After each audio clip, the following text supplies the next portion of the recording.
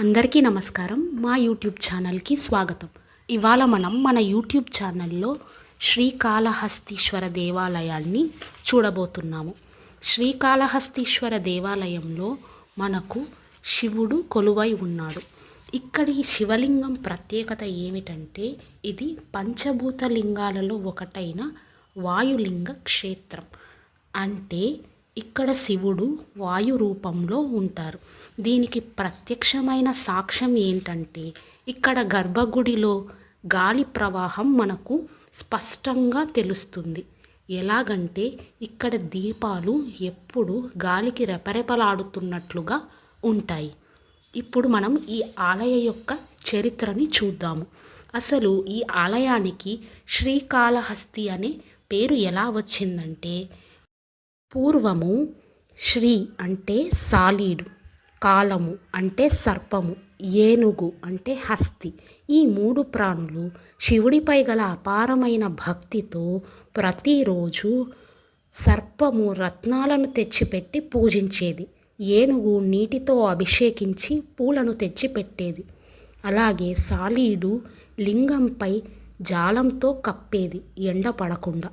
అయితే ఒకరోజు వాటి మధ్యన విభేదం వచ్చింది. అంటే నేను పెడుతున్న పూలను తీసి రత్నాలు ఎవరు పెడుతున్నారని, రత్నాలను పూలను తీసి జాలంతో ఎవరు కప్పుతున్నారని విభేదం వచ్చి వారిలో వారే తగువు పడి ప్రాణత్యాగం చేశారు. అప్పటి నుండి ఈ ఆలయానికి శ్రీకాళహస్తి అనే పేరు వచ్చింది. ఇప్పుడు శ్రీకాళహస్తి క్షేత్రంలో అతి ముఖ్యమైన విషయాన్ని మనం తెలుసుకుందాము. ఈ శ్రీకాళహస్తి క్షేత్రం కేవలం శివుడికి మాత్రమే పరిమితమైనది కాదు. ఇక్కడ ఇంకా ఎన్నో విశేషాలు ఉన్నాయి.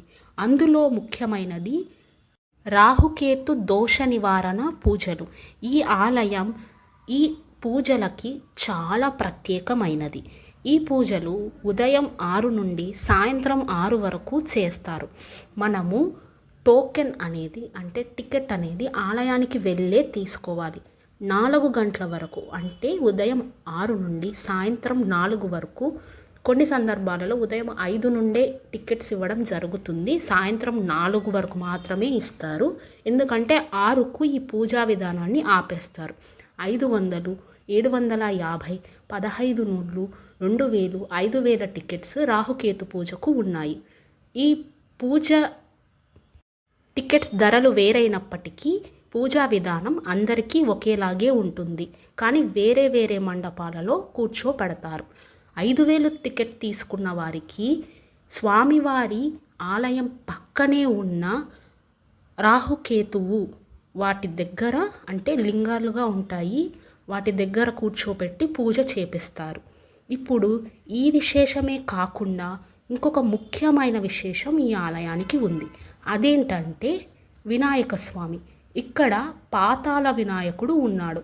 మనము శ్రీకాళహస్తీశ్వరుణ్ణి దర్శించుకోకముందే పాతాళ వినాయక స్వామిని దర్శించుకోవాల్సి ఉంటుంది. ఇక్కడ క్యూ లైన్ కాస్త పెద్దగా ఉంటుంది. ఎందుకంటే అందరూ ఒకేసారి లోపలికి వెళ్ళి దర్శించుకునే విధంగా పాతాళ వినాయకుడు ఉండడు. ఆయన చాలా లోపలికి కిందికి ఉండడం వల్ల ఆయన అందుకే పేరు ప్రకారం కూడా ఆయనకి పాతాళ వినాయకుడు అని వచ్చింది. మనము నిదానంగా స్టెప్స్ దిగుతూ కిందికి వెళ్ళి ఆయనని చూడాలి. అందుకే కొంతమందిని ముందు పంపించి దర్శనం చేసుకున్నాక వారు బయటికి వచ్చాక మరికొంతమందిని పంపిస్తారు. పాతాళ వినాయకుడిని చూసుకున్న తర్వాత మనము శ్రీకాళహస్తీశ్వరుణ్ణి చూసుకుంటాము.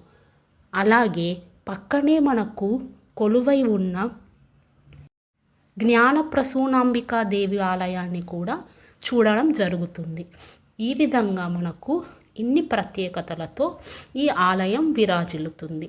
ఇంకా ముఖ్యమైన విషయం ఏమిటంటే ఆలయానికి వెనక భాగంలో మనకు భక్త కన్నప్ప స్వామి వారి ఆలయం ఉంటుంది. ఇది కాస్త కొండపైన ఉన్నట్టుగా ఉంటుంది. కొన్ని స్టెప్స్ ఎక్కాల్సి ఉంటుంది. ఇప్పుడు మీరు చూస్తున్నది భక్త కన్నప్ప ఆలయం. భక్త కన్నప్ప చరిత్ర మన అందరికీ తెలిసిందే. ఈ కథ ఏమిటంటే ఆయన ఒక బోయవాడు.